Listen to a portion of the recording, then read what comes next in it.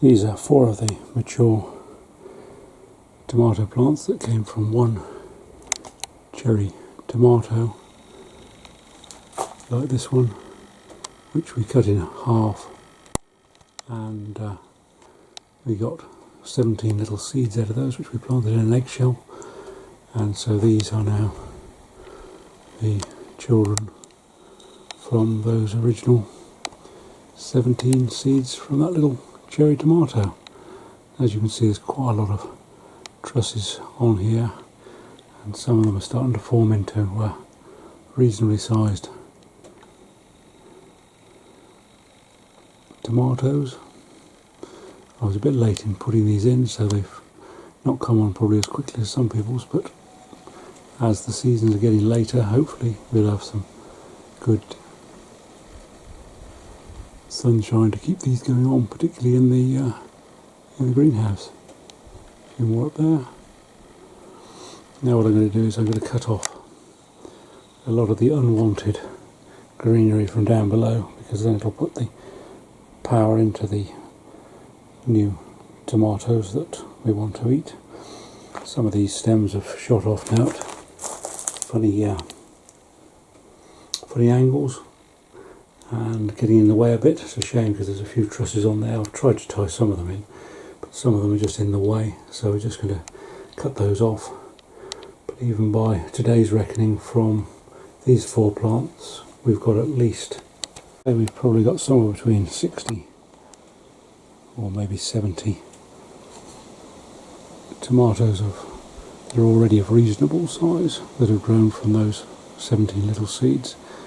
And in truth, that is just 4 plants, so just 4 seeds worth have produced 60 to 70 tomatoes already from that one little red cherry tomato, just like that, cut in half, seeds scooped out, put into ordinary bog standard compost and grown on in a lightly watered recycled eggshell.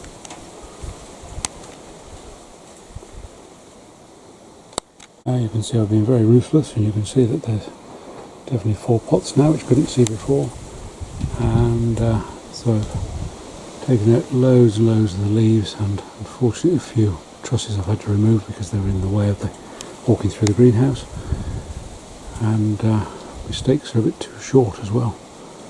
But anyway, well, hopefully those will go on, and the main thing is to keep the watering program going.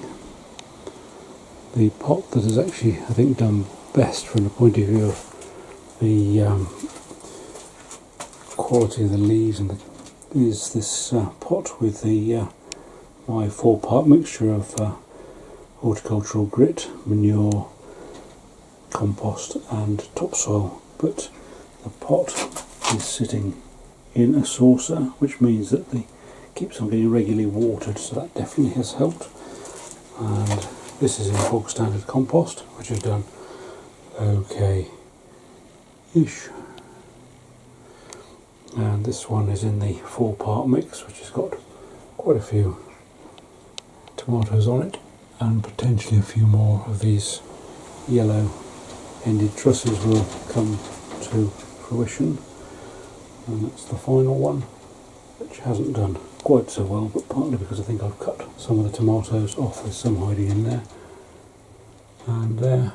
But overall, from these 4 plants alone, there are about 80 little cherry tomatoes that I've counted from effectively 4 of those seeds.